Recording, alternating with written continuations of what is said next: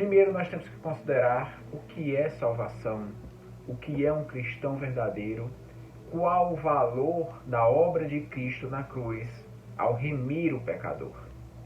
Essas e muitas outras considerações devem ser colocadas aqui. E nós vamos fazer um estudo rápido, a qual vai abordar muitos versos bíblicos, e você vai entender o que esses versos estão falando. É muito claro, não precisa nem sequer explicação, mas nós vamos colocar uns contrapontos.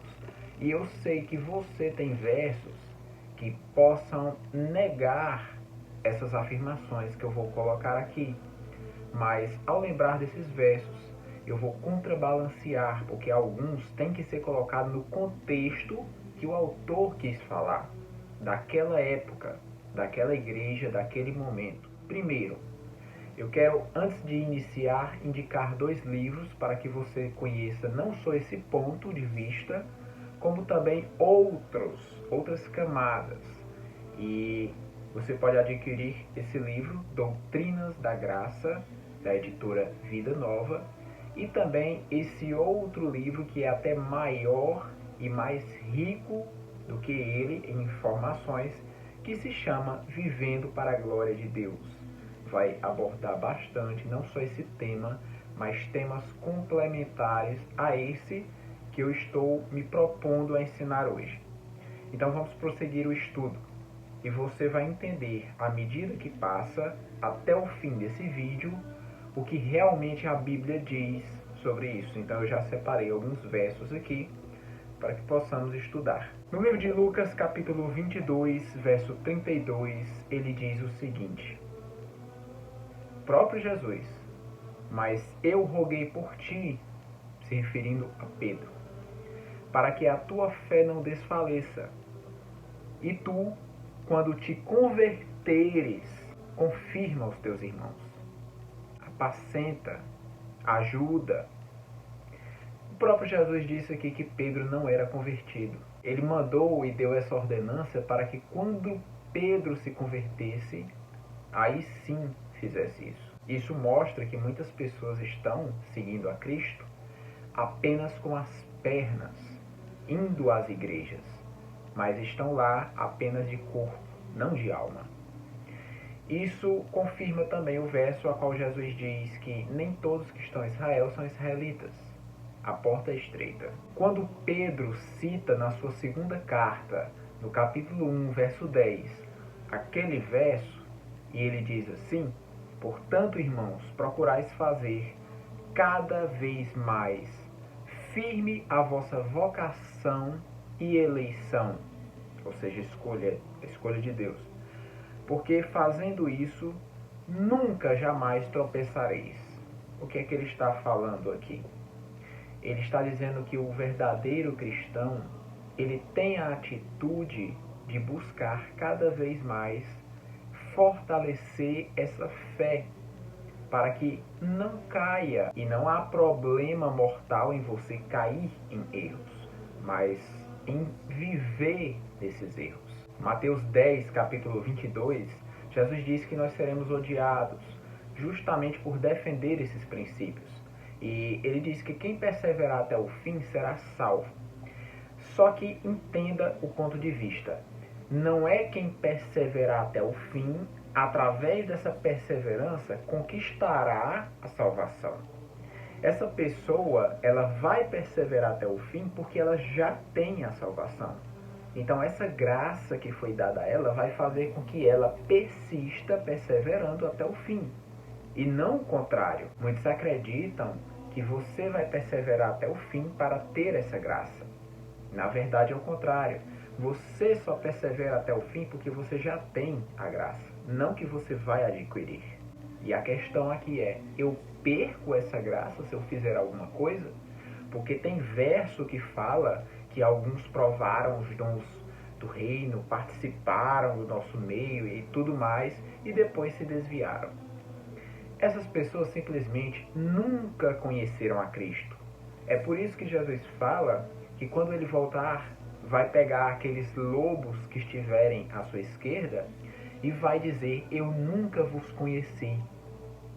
Essas pessoas vão dizer que pregaram em nome de Cristo, curaram em nome de Cristo, expulsaram demônios. E Jesus vai falar: eu nunca vos conheci. Ou seja, essas pessoas, por mais que tenham feito milagres verdadeiros, mas não é bem assim. Você percebe que Judas estava com Cristo, seguia Cristo, mas não havia se convertido. E ele fazia as obras junto com os discípulos, mas não era convertido. Então essas pessoas no fim já vão ouvir de Cristo: não vos conheço, apesar de terem feito essas maravilhas. Em Jeremias capítulo 32, verso 40, o próprio Deus diz que fará uma aliança com o povo, a qual será eterna e que não vai ser desfeita.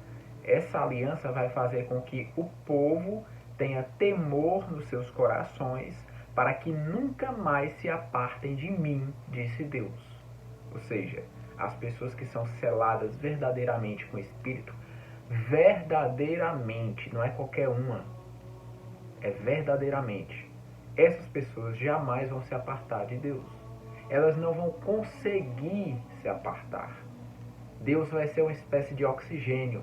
Elas não vão conseguir ficar um minuto sem, porque senão morrem. No livro de Hebreus, capítulo 10, verso 14, ele fala que apenas um único sacrifício foi feito para que aperfeiçoasse para sempre os que estão santificados. Então, nós que fomos santificados através da justiça de Cristo, nós recebemos essa graça através de um único sacrifício que foi eficiente e nos aperfeiçoou para sempre. Não precisa haver um outro sacrifício, um outro aperfeiçoamento. Esse aperfeiçoamento ele não foi falho, ele funcionou com uns e com outros não. Não, ele foi perfeito e ele perdura para sempre.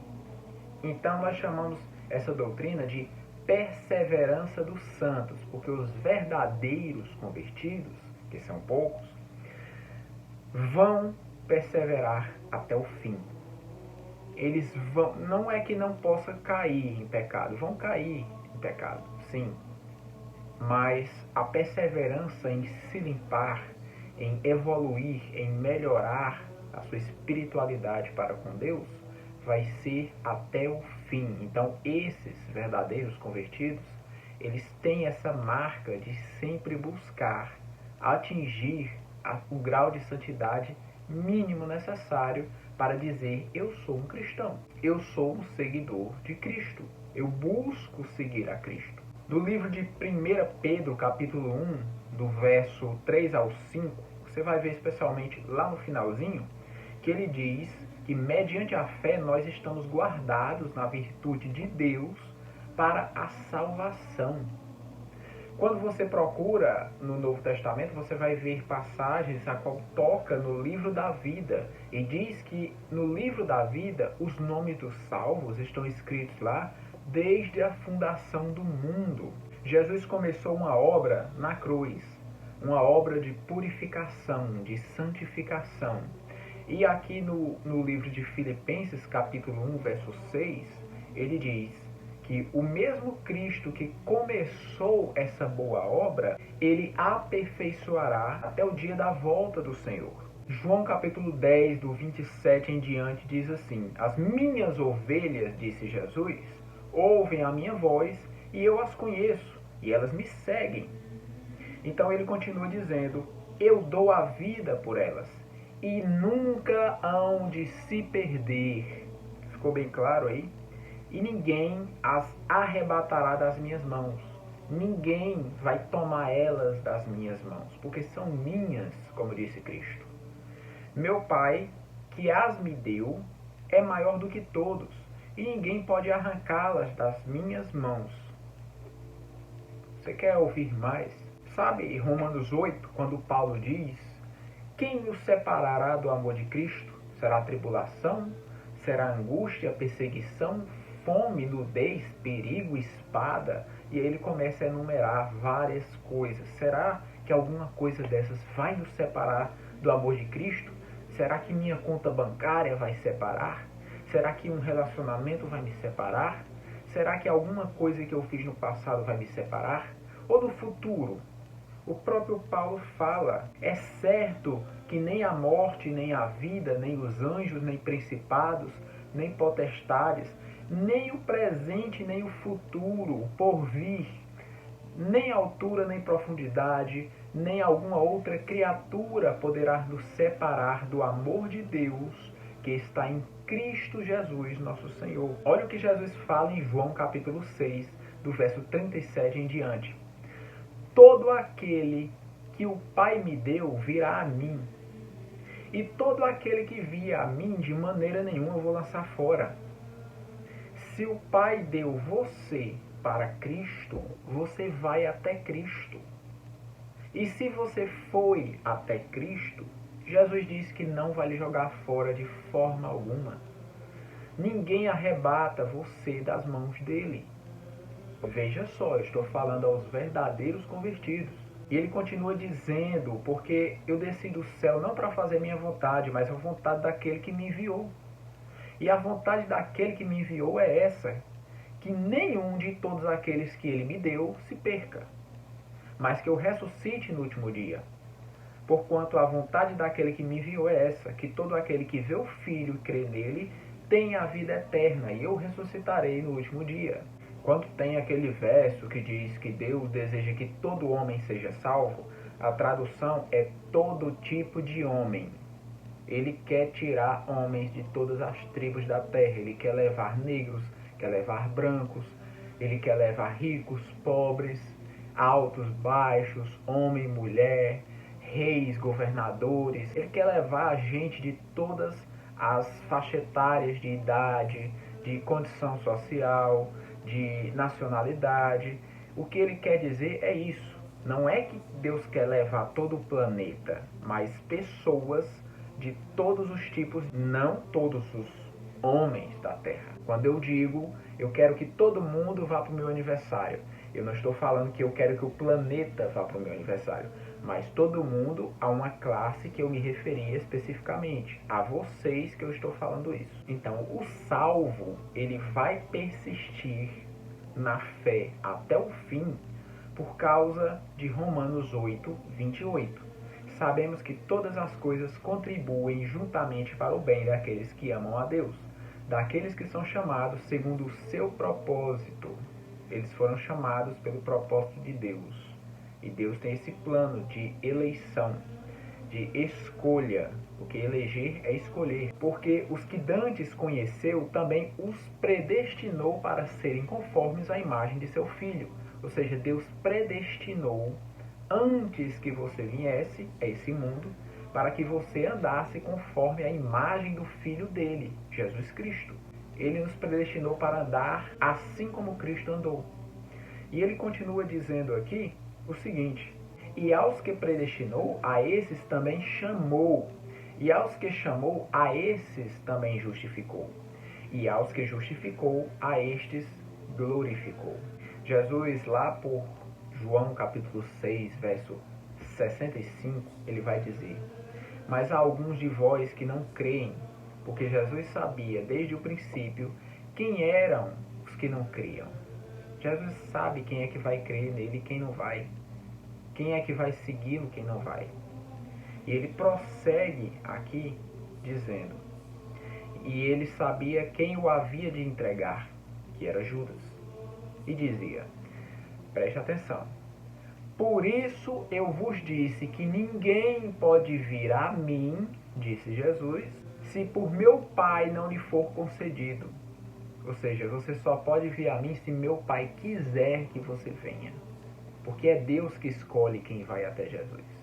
O próprio Jesus fala ali, um pouco antes, no verso 40 desse mesmo capítulo: porque eu vos digo que só pode vir a mim se o Pai lo enviar.